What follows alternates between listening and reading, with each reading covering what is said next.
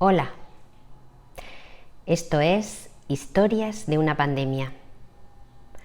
Como he dicho en las historias anteriores, los personajes no son personas reales. Son personajes creados por mí para cada una de las historias. Las historias son basadas en testimonios reales hechos por otras personas públicamente. La cuarta historia es sobre Toñi, un auxiliar de clínica que trabaja en una residencia de mayores. Eran las 9 de la mañana cuando sonó mi teléfono móvil. No pude identificar el número, pues solo aparecía en la pantalla de mi teléfono desconocido. Una agradable voz femenina me estaba proponiendo una entrevista para un programa de televisión sobre mi trabajo en la residencia de ancianos. No me lo pensé. Dije que sí. Tras aceptar, la chica desde el otro lado del teléfono me explicaba cómo iba a transcurrir la entrevista. Desde el mismo momento en que colgué mi teléfono, fui consciente de la dificultad y de la enorme responsabilidad que estaba asumiendo con mi decisión.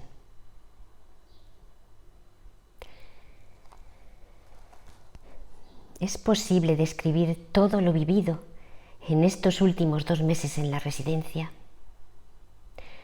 Y tan solo en 15 o quizás 20 minutos. Imágenes en torbellino se agolpaban en mi cabeza. Puse a trabajar a mi mente de inmediato para organizar mis ideas y relatar mi experiencia lo más ordenada posible. Ya en el mes de febrero aparecieron los primeros síntomas. Algo fuera de lo normal estaba ocurriendo. Varios de los residentes se vieron afectados por dificultades respiratorias y fiebre compatibles con la gripe. Lo habitual por estas fechas es que los casos de gripe sean escasos o prácticamente inexistentes. Pero las autoridades sanitarias todavía no habían alertado de casos de infección por coronavirus en nuestro país. Así es que se achacaron a una nueva oleada de afección por gripe. Días más tarde, los síntomas de algunos residentes comenzaron a agravarse. En marzo se produjeron los primeros fallecimientos y comenzó la pesadilla.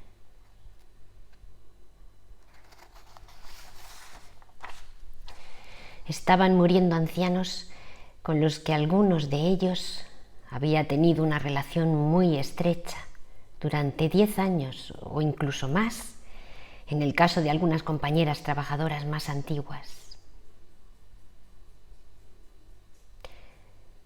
Recuerdo que cuando entrábamos en la habitación de José, nos saludábamos y él nos contaba sus historias.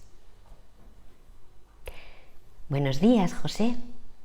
¿Qué tal te encuentras hoy? Hola, hija. Bien, puñetas. ¿Te he contado alguna vez que yo hice la mili en Vétera? Buenos tiempos.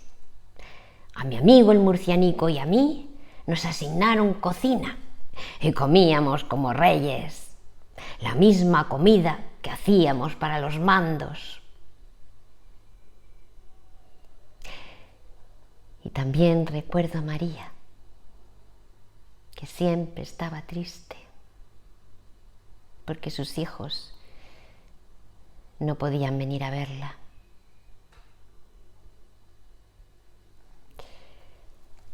Pero me estoy desviando de lo que tengo que decir y es de seguir con el relato. Como he anotado antes, las noticias eran que se estaban produciendo ya casos de contagios. Primero en Madrid y después se extendieron por todo el país. Tan grave parecía la situación que el gobierno ordenó el confinamiento y se prohibieron las visitas de familiares. Ya no se hablaba de contagios por coronavirus, sino de COVID-19. No contábamos con equipos de protección, así es que realizábamos nuestro trabajo con las escasas mascarillas que nos proporcionaban, las cuales, por la situación de desabastecimiento, teníamos que reutilizar. Y también los guantes, de los cuales había que justificar su uso.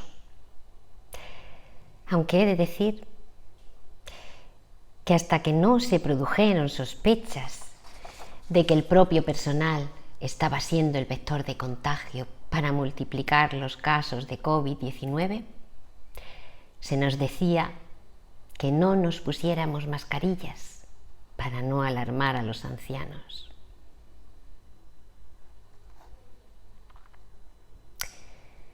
Cada día se producían nuevos fallecimientos, hasta el punto de que teníamos que esperar varios días hasta que las funerarias pasaran a recoger los cuerpos de los fallecidos, porque no daban abasto. La situación desoladora ofrecía un espectáculo dantesco.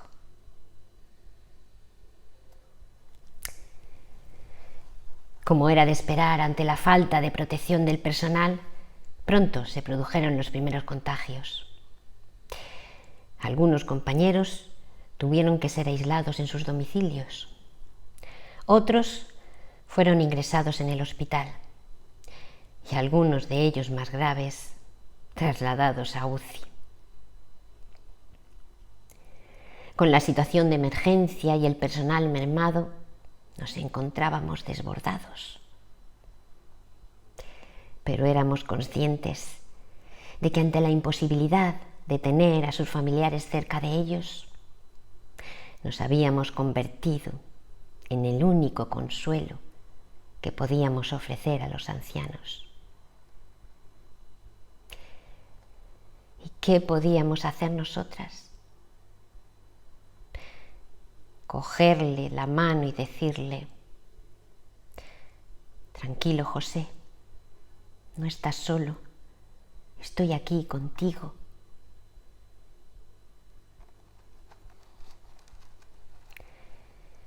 Cuando los medios de comunicación comenzaron a hacerse eco de la situación en algunas residencias, se empezaron a tomar medidas de desinfección, aislamiento de los contagios y protección del personal.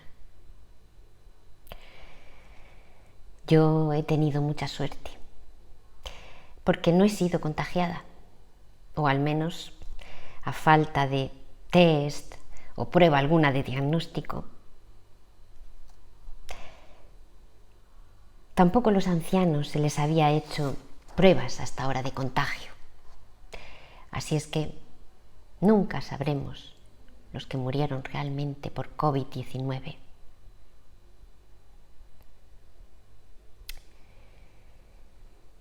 ¿Cuántos ancianos murieron en la residencia?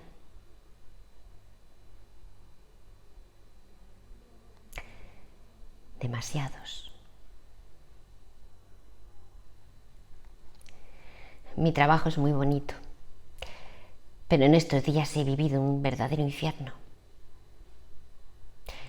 Es lamentable que se mercantilice con las residencias y se busque rentabilidad a costa de reducir personal, lo cual implica tener un tiempo máximo para realizarles los cuidados.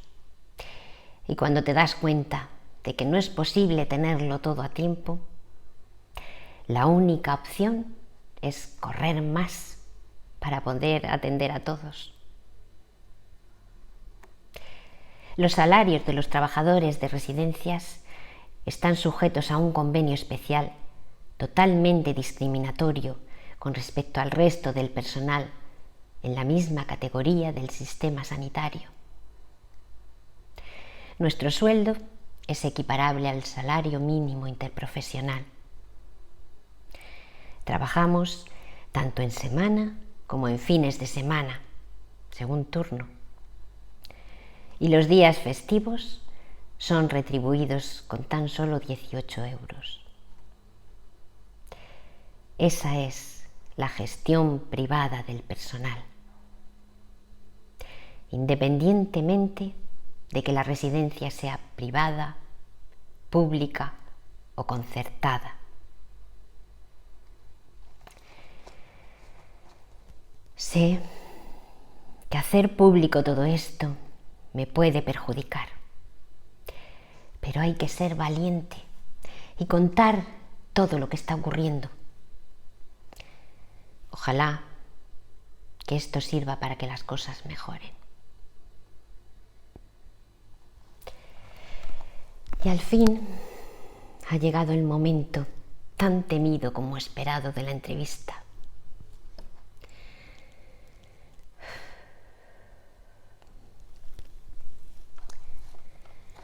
Hablamos con Toñi.